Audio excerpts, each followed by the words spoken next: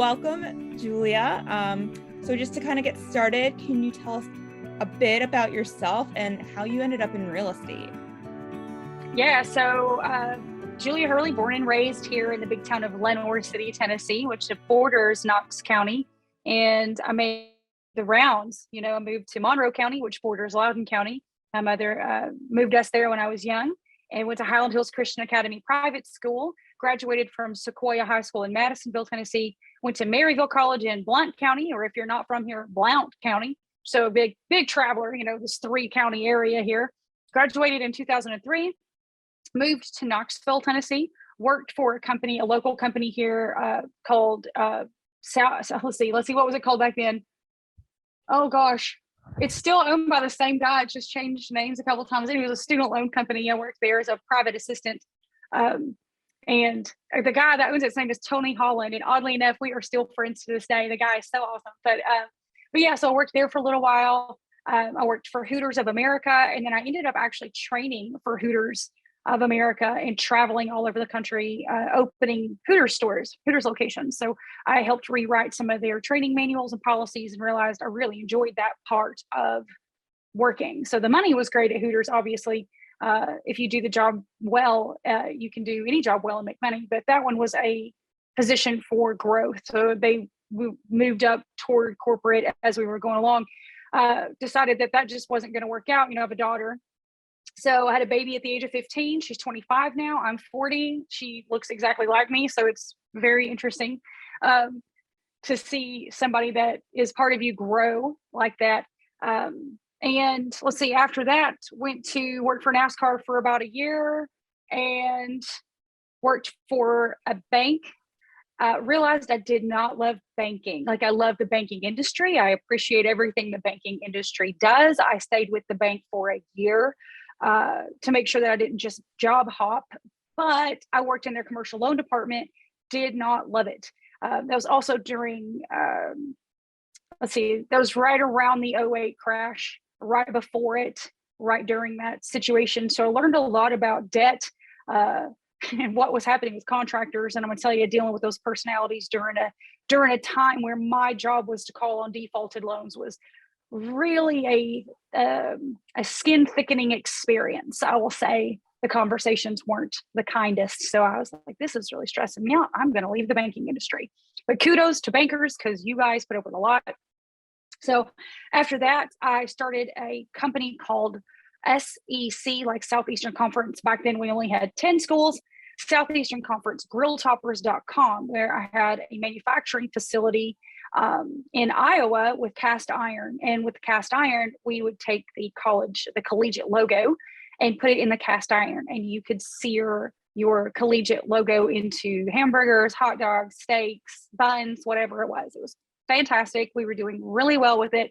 We were doing so well with it. My partner and I, back then, was the gentleman who currently owns Beam of Knoxville. I think he actually sold it off, but back then it was the brothers that owned Beam Central Vacuuming Systems.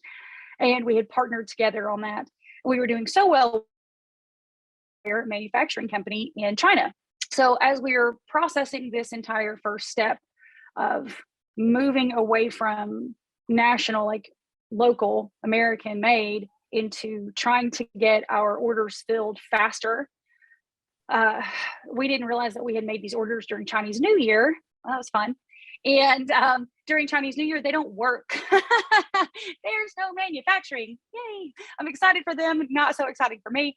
We did not meet our orders on time, which means that all of our products arrived late, which means they did not arrive during the sports seasons they were promised to arrive. We had to greatly discount them. We didn't bankrupt, but we just closed the doors. So we ended up selling that back to the main person who owned the Grill Topper, sold the SEC portion back off to them and all the licensing and things like that. So after that lovely learning experience on a failed business, I thought to myself, all right, it's time to move back home from the big city of Knoxville, back to Lenoir City, so far away, 1 county over, and just kind of take a breather, relax, refocus, regroup. And during that time, it was election year. It was it was 2008, so it was election year. And so I go to vote, and there's this guy, this older gentleman, standing in front of me, and nobody Nobody knew who he was, but he was looking around, like he was wearing a suit. I don't know. I can't describe this. I can't really describe the scene. It was just like this odd, he was giving off the vibes that he was expected to be known, if that makes any sense. Like you walk into a room and people just kind of have that air of, you should know I'm who I am when I walk in the room. And so I've moved back home, but I had been away from home for so long. I felt like I needed to introduce myself to this guy. So I tapped him on the shoulder. I was just like, hey, I'm new in town. Technically, I'm from here. My family founded this place. I'm a Daughters of the American Revolution member, First Families of Tennessee. So we go way back all the way to the beginning. But I hadn't been home in a long time, and I wanted to introduce myself to this gentleman who was what we call bird necking in the industry. It's just like, well, somebody should know me kind of thing, or I need something. So he introduced himself as the state representative for our district. He had been there for 18 years. I was like, that's a really long time to stay in office. And no one in this room's talking to you. And the line was out the door during one of the most controversial presidential elections, of our lifetime so far, of my lifetime so far. And I just thought that was an odd situation. I didn't say it out loud, but typically anybody that gets to know me will know if it's on my mind, it usually comes right out of my mouth. So I was like, oh, well, that's really interesting. What got you into politics? So we're just talking or whatever. And I didn't even ask what party do you belong with at this point. I was just kind of having a conversation. And I was like, my family's been in politics a really long time, and politics are very, something near and dear to my heart, passionate. I've volunteered my entire life in political campaigns. And so I started listing all the political campaigns I had volunteered through. And I founded the Maryville College Republicans at the time, and volunteered on all these state house campaigns and state Senate campaigns and then U.S. Senate campaigns. And as we start talking, he realizes I am not on his side. He was like, oh, I know all of those people. And he immediately goes to, instead of like an open palmed friendship conversation, and I mean, very subconsciously, just to like, oh yeah, that's great. And I'm at the time of 28, and I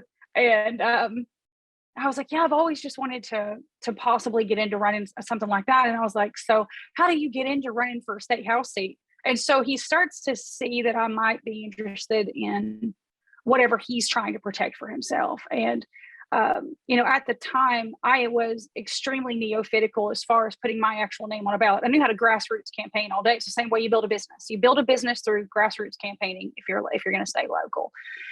And there was just something that he had said to me that during that conversation in that line, it was like, I wish you the best of luck, little girl, or something like that. It was a very condescending comment to make to somebody you don't know, who's literally talking with you very passionately about something.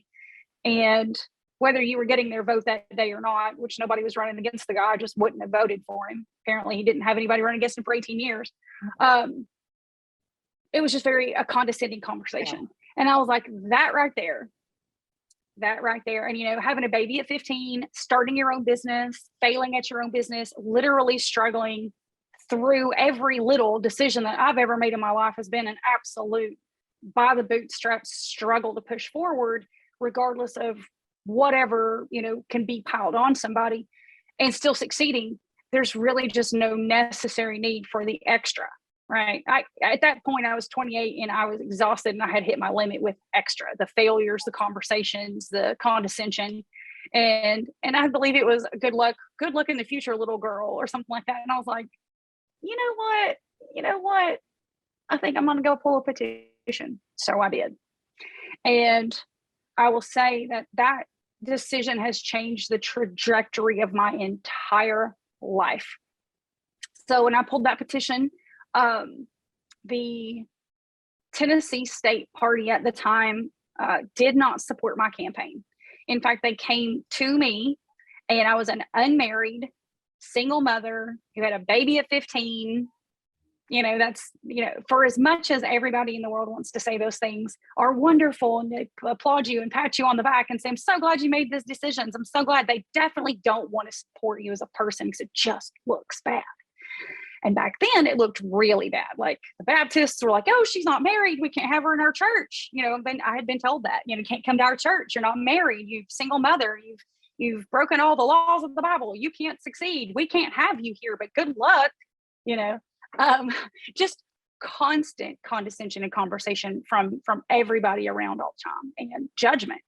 And so I said, well, okay, what can I do to garnish support? Because I've supported all of these candidates for the last 10 years of my life. You've seen my work ethic. Like, these candidates would support me to run for office because I supported them, or at minimum, they would put in a good word for me. And they did. And the state party at the time just felt that he needed to, and I quote you, finish his 20 years out, and then maybe we can talk about me running later. So they wanted to give him another 2 years, basically. And I just didn't think that that was appropriate behavior. I think 18 years is too long to stay in office anyway. I think 20 years is too long to stay in office anyway. I thought that back then. I think that today. And to be told by my own affiliated party, who I was extremely passionate for, that I basically wasn't good enough to run for office because I was a single mother who had a baby at 15 and didn't attend church on Sundays, and all these, I mean, just name something that was a problem for them. And I thought to myself, in the back of my head, I was like, this is a very interesting conversation I'm having, because everything that this party stands for is exactly what I am today. Yeah, like I chose not to have an abortion. I chose to move forward with that personal decision. I chose not to get on welfare. I chose to take 3 jobs and put myself through college and put my daughter through school and start a business and fail at a business and start another one successfully and fail at that anyway and move on. And like, I did everything that that party claims that they support, yet I'm being told that I can't be supported by them. And so that upset me even further. So it was like condescending on this side, condescending on this side. And I start looking at the percentage of females that are elected versus the percentage of males that are elected. And they're just got a wild hair right up my ass. And I was like, I'm going to do it anyway. I don't need y'all. I'm going to do it anyway. And I did it anyway. And I did it really well. And I beat this guy in his own hometown of 999 votes, where my hometown barely voted 300 in that entire election. So, you know, it's one of those stories. If you really want something to happen, you can make it happen. And there were 13 other Republicans elected that same year in 2010. A part of that was the 2008 presidential election. Obviously, had something to do with it. But it did show that it showed me, regardless of what you think I'm capable of, regardless of what you think I need to be doing, if you're not going to guide me forward, you're not going to be kind, you're not going to be forward thinking, you're not going to be supportive, I'm going to go do it anyway. And you're probably not going to like the way it's going to get done. So you can either help me get it done, or it's going to get done. So make a friend or make an enemy. It's whatever choice you want to make. And that was a lesson that I learned very early on. Make a friend or make an enemy. Whatever choice you give them is what the choice that they make. And, you know, after I was elected, I went to Nashville. I stayed 1 term. I learned a very interesting lesson about people, politics, processes, procedures that I was very unaware of. There is very stark contrast in party lines. People don't exist. Parties exist. That is 1000% true. And if you equate business with politics, and people can say all day that that's not what it is, but that's what it is. It is a business. If it were a volunteer situation, if people were really there to serve, it would be free. It's a business to be run. And the people that can run that business the best also run corporations the best, mostly attorneys. And you see that happen in everyday conversation. So I learned a lesson in business. I learned a lesson in politics. Ran for re-election, did not even knock on 1 door. I really did not want to run for office a second time. I felt very deflated and defeated in the fact that my passion had been crushed at that point. It was just no longer something that I felt that I could contribute to. So I lost the next campaign, fine. Came back home to Lenore City, and really just could not wrap my head around what I was meant to be doing at that point. I had turned 30 during this term, and I was like, okay, well, I'm unemployed and I've lost 2 businesses, and, you know, empty nest syndrome at that point. My kid's 15, she's out of the house, you know, she's like, I'm going to go hang out with my friends. And I'm like, and I'm here at 30 alone, really alone. not married, nothing. And I was like, wow, this is a very interesting feeling. And I think that a lot of people feel this at maybe the age of 50 or 60. Like they feel like this much later in life. So I was very lucky at that time, didn't think about it at the time, very lucky at the time to have been going through a midlife crisis, is what I like to call it. So at 30, but I was very lucky to have a gentleman by the name of Harry Wampler here locally who took me under his wing. He was a massive proponent of my campaign. He worked extremely hard to get me elected and to make sure that I had the things that I needed in Nashville and here back at home. And when I came back home, he told me a story about him and my uncle Reese Paul Hamilton, who, you know, we're all family here. It's a small town. Anyway, they were like best political friends. And he said, you just remind me so much of him. You have so much talent. And I feel like there's so much more for you out there. Don't let this get you down, kid. You know, all this stuff. So he basically just, and he didn't just basically, he did take me under his wing. He taught me everything. And this man had been in politics. He was 70 at the time, 75 at the time. So there wasn't he forgot more than I could have learned by the age of 30. And I just, anything he said to me, I was like, okay. At that time I was coachable. I was ready. Yeah. And anything that I could learn and soak in from him. The man had, I remember one day walking in his office, he had a stack of paper on his desk. I mean, it had to be like, it was on the corner of his desk. It was like this big. It was just stacks of papers. I said, well, what is all of that? And he said, oh, there's my property taxes. Oh, like, do what now? You know, like, what is this? And he says, well, this is all the properties that I own. I got to go through and make sure that all the taxes are correct, or if somebody's, you know, whatever. And I'm like, I need to know more about this. F these politics. Like, tell me about this. You know, like, politics are great. They don't pay jack shit. So what is all this? You know, how are you doing all this? How do you do this? How does your brain function like this? So at the time, obviously, like $0 to my name, still $100,000 in debt from student loans. The whole experience in Nashville did not garnish me any finances. It's barely a $19,000 a year paid job. Came back home and was just still barely living off the money that from the last business that failed. That's what was left. And I'm literally scraping the bottom of the barrel here. And I just see all of this opportunity to learn from somebody who was very knowledgeable in real estate, finances, owned a company, had started the company, and just was a success all around. And the more time that I spent with him, the more that real estate came up as conversation, and the more that I understood about real estate and how to invest in real estate and what to do with real estate and why real estate was so important. And during that same time, I took a year off, and he encouraged me to run for state executive committee to keep me in the public. And according to him, that was very big for him. Being in politics was really big for him. And he felt like that was still a place that I needed to be to serve the community and to get me in front of the different people. So state executive committee actually runs the party that then rejected me previously 3 years before. So I felt very wishy-washy about running for that seat. I did run for the seat. I won. So that's fine. And we did a lot of great things together, reinvigorated my belief in the system that I had tried to be a part of to begin with. But that became after more mature conversation and teaching about things, mostly money and real estate, which are two things that people really do not understand. Unless you've grown up with it, it is very difficult to understand, comprehend, and respect. It is very difficult. So as the next 4 years progressed, I learned everything I could from this man, every single thing. Like, why an S corporation? Why not a C corporation? Why an LLC? Why not an LLC? Why a trust? Why revocable? Why not irrevocable? Why this? Why that? Like, how does this work? Well, how do you go here? Well, where do you put your car? Well, what about an umbrella policy? Why do you need this? Why do you need that? Thousands of questions. And that's just on my end of it.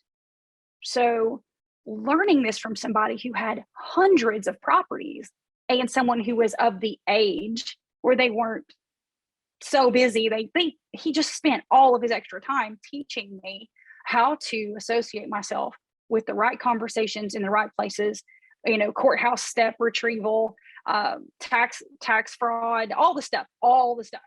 And we bought our first property together, rented that property, bought another property together, rented that property.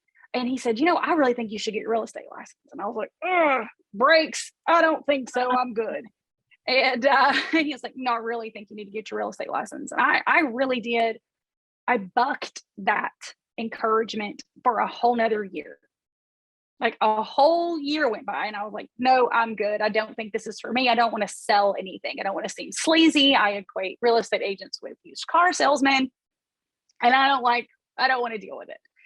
And he said, I'll tell you what, he said, I'll pay for the real estate license. You go to real estate school. You get a couple deals under your belt. If you really don't like it, you pay me back for the school and I won't ask again. I was like, fine, you're like my mentor, you're my person. I'll go do this. So he puts me through real estate school. I failed the test 3 times. No. I genuinely did not want to do it. No matter how much I studied, my subconscious brain was being like, girl, you've got to get out of this. It's not going to be good for you. So on the third attempt, I passed the test and went and got my license. Except, this is a fun story, they gave my license to somebody in the state of Tennessee, also named Julia Hurley, except her middle initial was different than mine, and she had a felony charge on her record, and I don't have a felony charge on my record. However, they rejected my license. So if you have a felony charge on you, you cannot sell real estate in Tennessee. So they sent me this letter that's like, dear Julia Hurley, you have a felony charge on your record. We reject your real estate license. I'm really sorry to inform you. And I'm just like, of course, at this time, I'm an elected official. I was a previous statewide elected official. I was on the state executive committee, and I'm thinking to myself, did I commit a felony in Nashville and forget that I did something? I was just like, what is happening? So again, rejection, the story of my life. This is the absolute story of my just constant rejection. Of course, real estate's the most fitting job for me. All you do all day is get rejected. So it's just funny. But so I go down to Nashville into the real estate commission office at the time. And they're like, hey, Julia, it's the Commerce building across the street from the state capitol where I used to work. So I was like, hey guys, been in your office like 100 times. You rejected my real estate license. And they were like, no, we didn't. And I was like, yeah, you did. You said we did. Yeah. So they look it up, and this lady in Memphis had been approved. I had not been approved. They got our middle initials mixed up. The problem now became she already had 2 deals under contract. Oh no. So she had 2 deals under contract. Tennessee Real Estate Commission had to contact their broker, she had to sort out all of this paperwork with her clients before they could activate my license, because they gave my license number to her. So 6 months now has gone by and I've had my real estate license. Best thing that ever happened to me. In this 6 months, because you cannot operate until you have an active license, all I did was paperwork, training, brokers classes, contract classes, script practice classes, how to teach, how to learn, how to earn, you name it, I knew it. I understood dot loop, I understood contracts, I understood rental agreements. There was nothing that I was not nearly an expert in, because I had nothing else to do for 6 months except read and train. Nothing. So at the end of 6 months, my first deal comes through. It's $1 million purchase. It's a $1 million purchase. And the commission on a $1 million purchase, before you have to pay your broker taxes and all the other fun things that you forget that you have to pay as a real estate agent, was $30,000. Wow. So my first real estate deal was a $30,000 gross commission earned income, which was more money salary than I had ever been paid as a salaried employee at the bank, and that I had earned with my grill toppers after I had to pay off all my debtors and all of the manufacturing facilities that were shut down. $30,000 in 30 days. Could not believe this was happening to me. Could not believe it. Of course, you have to pay your broker. They're 60-40 split. You have to put aside 50% of what you earn for taxes. You want to make sure that, but to see the number, if you can do it once, you can do it again. Period. That's when it clicked for me that this was where I needed to be. I could finally pay off my student loan debt. So now I'm like 33 years old. Okay, 33 years old, just now paying down student loan debt, just now able to buy my first home, just now able to do anything that a lot of people in America today either never get to do or already have before they're out of college. So it's kind of the either or. And I'm here at 33, just starting. And it remotivated me. Everything happened. It remotivated me. So during that time, I did nothing but work. I was up to probably 80 hours a week, in phone calls, door knocks. I traveled 3 MLS systems. If somebody called me that was a 3-hour drive away, I want to sell my house, I'll be there in 3 hours. Did not say no. Everything was a yes. Everything was a yes, first 2 years. And now that I train that system, it's what I say. First 2 years, everything's a yes. Yes, I'll do it. Yes, I'll say it. Yes, I'll be it. Yes, I'll do it. Yes, I'll clean it. Sure, I'll do that. I'll absolutely mow your yard. Whatever it takes, you get the listing. You make sure that you earn the income, because you will also earn the experience. And once you earn the experience, then you get to be a little more choosy about where you go with it. So here we are, fast forward 8 years later. And that's just kind of the background story of how we started it. 8 years later, I have changed brokerages once due to COVID. So we needed to come back locally, and came back locally with realty executives here in Knoxville, Knoxville's largest firm, $3 billion, that's with a B, $3 billion a year in real estate sales in just Knoxville area. So that's a massive amount of real estate sales and success. And I'm in the top 50 realtors in this market out of 6,000 real estate agents. In just a short 8 years, we own 5 rental properties, a commercial building. We're looking at investing in other people's commercial buildings. I have a couple of investment partners that I have taken on out of state. And we're just unbelievably blessed. And that's a good word for it, blessed, even though we still don't go to church. You can cut that out if you want to, but we don't go to church. We are blessed, blessed beyond belief for the decisions we have made. And luck plays a massive part of that, being in the right place at the right time around the right people, and seeing when they give you an opportunity and taking it. So that is what happened to culminate my success in the short run. That's a very short story of 40 years of struggles starting at the age of 15. So really and truly, that's how we got here today. Wow, that was really, I loved that story. Very intricate, and everything that happens before you get to where you are shapes how you do the job that you're doing today. So I love that. Thank you so much for sharing. And Sure. I know being from Tennessee and Knoxville definitely is a big part of your identity, and selling homes in the area as well. Could you explain how having such a deep-rooted history in the area that you sell in has helped you in real estate, and how it's helped you with clients? Yeah, actually that's a big part of it. I would say deep-rooted hurts and helps. I'll tell that to any real estate agent anywhere they go. I have a lot of real estate agents that call me for training and coaching, and they kind of ask, I'm from a small town. Everybody knows who I am and nobody will do business with me. Okay, that's cool. Then call somebody else. It's fine. There's people you don't know, I promise. There's people that don't know you or think they know you, I promise. I promise there are people out there to do business with. So the intricacies of the Knoxville market, I always say this is, if you're relocating, I either get on a Zoom call with you or I write it out. So I'll do that here, because the intricacies of the Knoxville market are as follows. And Nashville and Knoxville are two different places. Nashville's more of like a wheel spoke like this. And then you have Nashville Center. So you got it like Nashville is a dot. And then every single street looks like a wheel spoke. So every single time you turn somewhere, you can always get where you want to go. And it's super circular, and it's a little easier to navigate. Traffic wise, not so much, but it's easier to navigate. So most cities are like that, unless you're in Washington, D.C. and it's a grid system. This is Washington, D.C. And then everywhere you go is still, you're going to end up in the same place. So whether it's a square or a circle, you end up back in the same place where you started. So it's easy to navigate. Philadelphia is like that. New York is like that.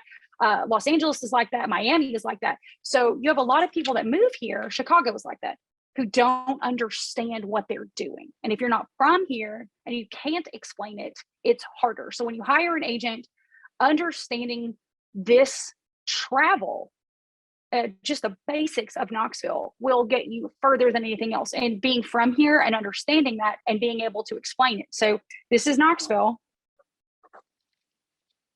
and that's it. Point A to point B. It's called Kingston Pike, and it parallels Interstate I-40, which also parallels North Shore, which on this side of it also parallels another back road over here. But there is no connection here. So when people call and they're like, oh, I've been looking at Strawberry Plains. Okay, awesome. Where else have you seen online? Oh, I wanted to look in Kingston. Oh, I wanted to look in Lenoir City. Oh, I wanted to look over here in Powell. Okay, great. So this is still Knoxville, area. And now you're looking at a 4-hour drive for 3 houses, because you're either going this way or you're going this way. This is what it is. This is how it's built. So there's not a lot of connectivity. They all parallel each other, but that is the best way to look at the Knoxville market. So which side of Knoxville do you want to live on?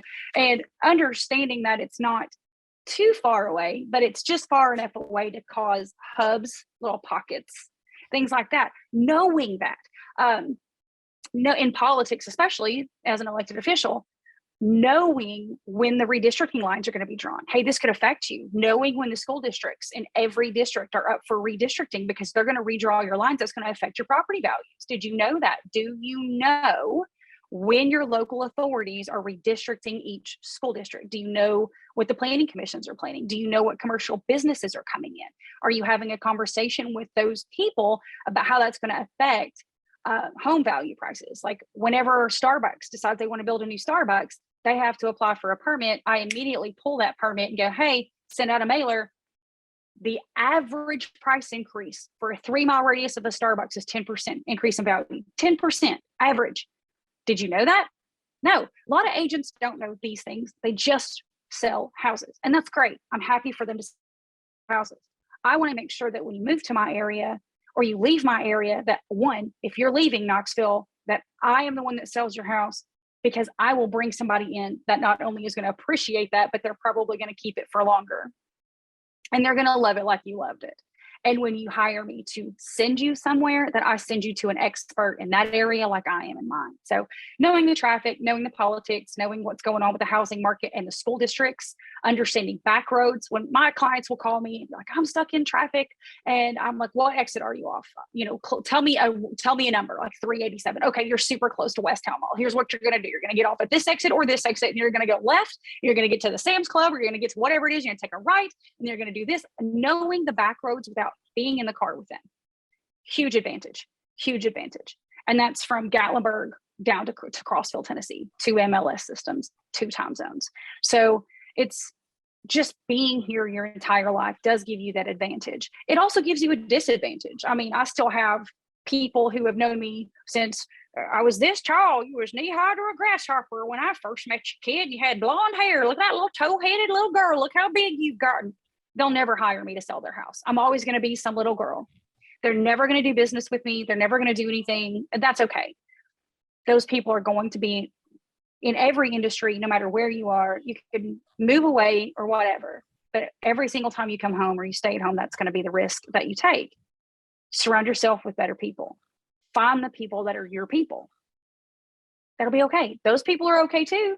Say, oh, that's very sweet. I really appreciate being remembered, because you could just not be remembered, but I really appreciate that. But if you ask them for business, they're already going to say, well, I've been doing business with so-and-so for a really long time, but I appreciate that. Okay, great. Well, if you change your mind, here's my information. Learning to take the rejection from the people that you're closest to is the best way to start your rejection. So being local from any town, especially Knoxville, being as intimate as it is really important. I think being a local expert is very important. Yeah, definitely. If I'm ever in Knoxville, I'll give you a call if I'm lost. Definitely, if you're lost, let me know. Which would probably be the case. But so I know that at least I've been noticing it looks like there are some changes coming with the market. So what are some of the biggest ones you see happening in the next 3 to 6 months? It looks like maybe the seller's market might be over. I'm not sure, but yeah, can you give us a little insight on that? Yeah. So I did a little video on TikTok. If you're not on my TikTok channel, please get on my TikTok channel. It's Julia Hurley Realtor. That's Julia with an A, not Julie, Julia. So Julia Hurley Realtor. I did a TikTok video on this because it's very important that people understand the market shift. It's not crashing, but it is shifting. So seller's market over the last 2 years due to COVID, has been, oh my God, I've got to get a house. I need to get out of the state that I'm in. I'm getting killed with taxes. I'm getting, told that I can't go outside my own home while my politicians are having parties. I mean, people are very angry about COVID during that 2-year time span. And we were seeing people from blue states, what it's called blue state, flocking to Florida, Tennessee, and Texas, who had lax mandates. We still had mandates for the mask, but they were very lax. And people just wanted that freedom. And when you take enough freedom away, people start to get very upset about it, and they will react. And so what happened is they were taking the money that they had earned in higher tax states, where also it correlates to higher earning states, and coming to lower tax states, which have lower cost of living, and just buying things sight unseen, way over asking price to ensure that they had a place to take their families and a place to take their money to protect it just in case. And when you happen, that's exactly what people do. They want to hoard and protect. And so that's what had happened during that time. So we were seeing an influx in the state of Tennessee of people overinflating the market because they could not get their homes. They could not get housing fast enough. People that lived here were selling at the same rate they were selling before. But then, of course, here people were also saying, well, if I sell, where am I going to go? I don't want to leave too far from home. What if something happens? So again, the COVID fear. And the situation became, now we've priced ourselves out of our own market. So locals are saying, oh my God, we can't sustain this. And I say that there's no way not to now. Your prices have increased $100,000. Your sales prices have increased $100,000, whether you like it or not. Your taxes are also going to increase with that. We've got to find a way to slow this down a little bit. Well, guess what happened? The federal government, and I say the federal government slowed it down. All right. They printed a whole bunch of money they didn't need to be printing, caused inflation, which we've seen time and time and time again. People just don't study the money like I study the money. A lot of agents don't understand it either. And that's okay. We just want to make sure that our consumers do understand what they're getting into. So I just did a video on TikTok that talks about in February of 2022, a $500,000 loan was worth around $482,000, meaning you could buy a $482,000 house. Over the course of the 30 years, you'll pay $500,000 for the house. So look like that kind of, if you paid, specific amounts, etc. May of 2022, that same $500,000 house is now worth $425,000. So while we were in a seller's market that's $485,000, let's say the $485,000, and buyers were like, you know what, it's $15,000. Don't worry about it. I'll make the repairs. I'll fix the roof. I'll fix the foundation. I'll fix the HVAC. I'll tighten that toilet. I'll just take the property. Just get out. I need a house. A $75,000 hit is not as acceptable. So buyers are saying, okay, seller, I still want the house, but I want you to fix some of these problems, because now my loan that's $500,000 is only worth $425,000. It's not worth $485,000, and I don't have the cash to influx that difference. So while $500,000 is still $500,000, it's worth less to a buyer than it is to a seller. So that shift puts it back in the buyer's court of, you know what?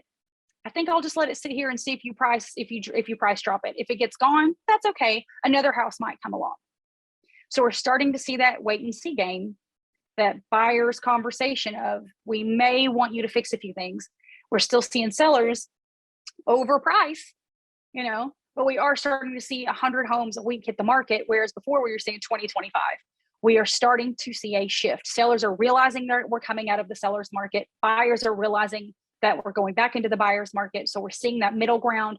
I anticipate by the end of 2022 that we will see a full-blown buyer's market return, meaning your house may expire with 2 or 3 agents that you found on Google, and they didn't have experience marketing. They didn't have experience with homes. You didn't ask them the right questions. You may end up having to hire 2 or 3 realtors. That's where I come in.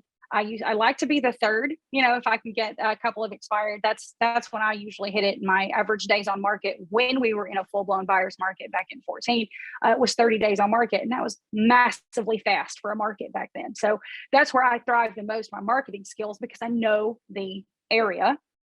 But I would really like to see that shift happen a little slower, because sellers do still need to have that time to consider how much money they can make, and buyers still need to get out of the leases they signed a year ago trying to wait for houses to come in. So we're also seeing shortages across the country in sheetrock and things that make the concrete and woods, and everything to build. So we're still on a new build shortage, but we're $200,000 projected less in new home build sales nationally in May than we thought we were going to be, according to the NAR, the National Association of Realtors. So it's slowing down. We're not going to see a crash, but it is going to slow down.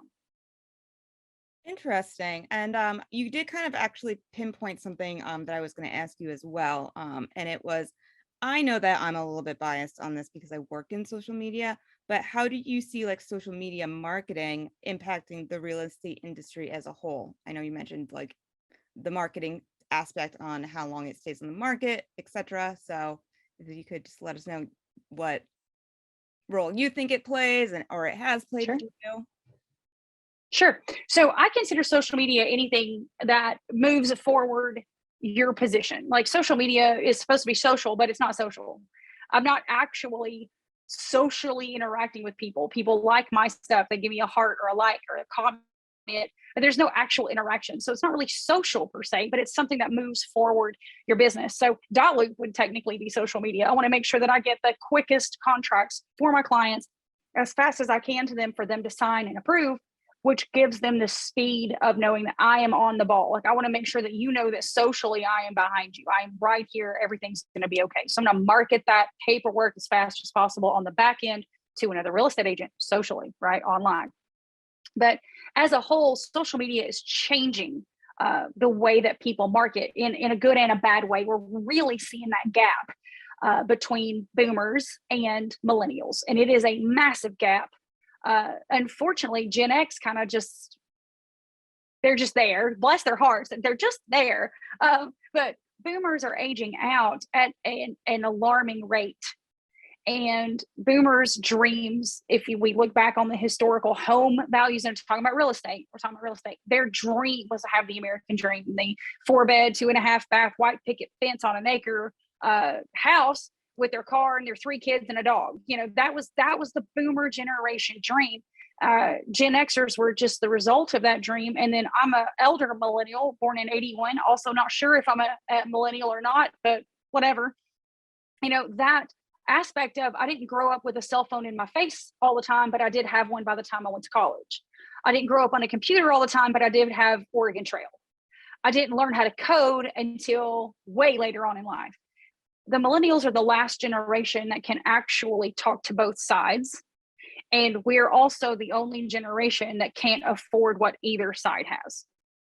So socially, that interaction has become very challenging because I understand, you know, the Gen Z who are saying, hey, I want to text only, hit me up on Snapchat. I'm going to do an entire business transaction and conversation on Facebook Messenger or Instagram Messenger or Reddit. I'm going to get all of my information online. I'll Google you. I'll tell you exactly what I want. I'm in the tech field. I made $700,000 last year and I'll buy 4 houses, but I want them on top of each other. I don't want to cut my lawn. I'm going to travel. See you later. Bye. They're very efficient. They're very fast. They're very effective when they want to be. Then you've got the complete other side of that with the baby boomers who are trying to offload estates, basically like massive lakefront houses for millions of dollars. They want to talk with you constantly. They want to be connected personally. They want to be on the phone with you. They want to meet with you in person 2 or 3 times. They want you to bring them paperwork to sign, pen sign. So social media is disrupting the conversational aspect of the sale because one generation still respects the one-on-one. They want that connection. And this generation doesn't care to connect with you. They just want something done. So we're kind of stuck in the middle with social media. If you overdo social media on the baby boomer generation side, they feel like you are disconnecting them from you as a person, and they don't want you to text them. They don't want you to send them video memes. They don't want you in their face all day. But if you're not in the face of Gen Z all day, they forget who you are very quickly. So social media is changing. And I think that as we see an entire generation of Americans continue to retire, that we will see a faster shift in more video, more conversation, more of this interaction right here is what's going to get things done, and not necessarily the old handshake and a how you doing. So we're just kind of in the middle of it right now. I feel like we're going to move forward possibly into Meta. I have explored real estate in Bitcoin. There are availabilities out there. I mean, for example, I visited Yellowstone with my fiance last year. We loved it. And I get on Meta and I'm starting to look at digital real estate. All the real estate around there has been purchased with Bitcoin. It's completely sold out. And this is not real estate. This is Bitcoin real estate, completely sold out for millions of Bitcoin. And I'm thinking to myself, okay, how are we going to facilitate conversations this way? And a lot of people are saying that's not what the future is going to be like, but it already is. So we're still struggling with keeping up with what these people need, the baby boomers. They are the largest generation. So they have needs that need to be met, serious needs that need to be met. Housing is going to affect them more than it will anybody. And then we have this generation who doesn't even want to be in person. They want to be online and digital. So finding that happy medium and understanding how to socially interact with both is going to be the challenge of people my age, which is millennials, because we're the current generation. You get most of your work between the ages of 30 and 50, and that's us right now. So it's a struggle, and understanding social media is going to be an opportunity for people to succeed. So understanding it, using it, hiring social media companies to manage things for you so you can actually focus on what you need to do script wise, have conversations here and here. So social media will turn into personal media, but it will be digital. So digital face-to-face social media. Digimedia. Yeah, it's definitely shifting. And you're right, there is still such a need for the in-person stuff for the boomers, but Gen Z, and then there's us, Yeah. the millennials. So yeah, I understand. And I just wanted to also see if you had any last minute insights, tips, tricks, and opinions you have, and maybe a favorite book or favorite famous mentor. Yes. Yeah. So my mentor was Harry Wampler. Everybody that knows me knows that. He passed away quite a few years ago, and I still talk about him like he is here today. Like, I never want to disappoint that man. And the things that he taught me, I will never be able to pay forward. I feel like I'll never be able to fulfill somebody else's life the way that he filled mine. And I strive to do that constantly with knowledge and training and education. Current book, one of my favorite books, I will say this, one of my absolute favorite books is a book called Fierce Conversations. Fierce Conversations is an absolutely fantastic book. The way that book describes how to have a conversation and resolve conflict and have respectful integration into whatever situation you're in is a very good way to describe to people how to speak to people on both sides. Because the way to resolve any conversation or move any conversation forward is the same 7 steps, no matter which side you're on. You just got to ask the right questions. And so I would very much encourage anybody in any industry to read Fierce Conversations and make a list of questions that begin with the word what instead of why. And I actually have an entire notebook of what questions just to remind myself that there are different ways to approach every situation, and every situation can be a positive situation if you allow it to be. So Fierce Conversations would be my book recommendation for the week for sure. It'll take you at least a month to read it. It's fantastic. Read it twice. So yeah. I'll put it on my book list. And then put it on the book list. Just to kind of wrap up, what are the next steps for Julia Hurley and Just Homes? Yeah, so Julia Hurley, Just Homes Group, Realty Executives, not long at all, not a long title. So Just Homes Group, we're happy where we're at. Yeah, we've been approached by Remax to open our own brokerage. We've been approached by several other companies to start our own brokerage. I'm not interested in becoming a brokerage. I love where I'm at. Realty Executives is a massive company in a small town. So Knoxville metropolitan area, still under 1 million people. And that's considered small for 16 counties. And I love it. And I think that having the intimacy of 700 agents, which is, again, the largest brokerage in the area, but we do business with each other. We do business with each other well. And our staff and our brokers always have our back, that I have the freedom to be able to express my opinions because I have a broker that backs me up. And I have the freedom to express my educational aspects in real estate because I have a broker who backs me up. And I know what good leadership looks like. I know how to be a good leader. I know how to not be a good leader. We learned that in our 20s. But where I'm at right now just allows me to practice real estate in a way that is beneficial for my family. And at the end of the day, we run a business so we can make our family the most successful we possibly can, so then our family can contribute back to the community. And it really works that way. You can't give them something that you don't have. So when we earn it, we give it. And Realty Executives has volunteer weeks. We have volunteer hours days. We give back by teaching agents inside of our offices.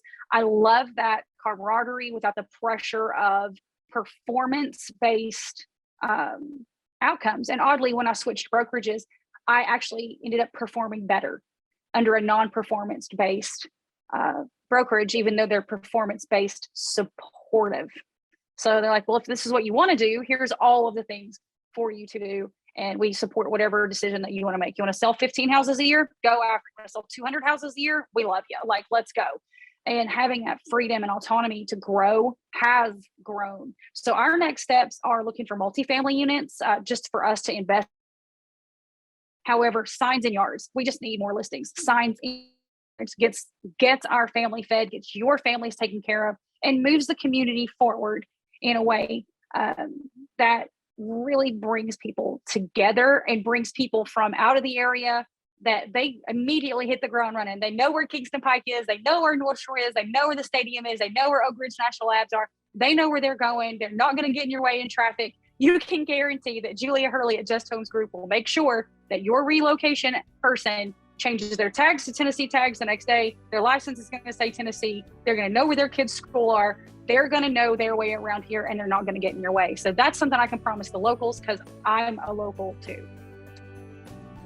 I love it. Well, thank you so much for joining us today. You gave us a lot of really awesome information. I loved hearing a little bit of your origin story, and we hope to have you back on.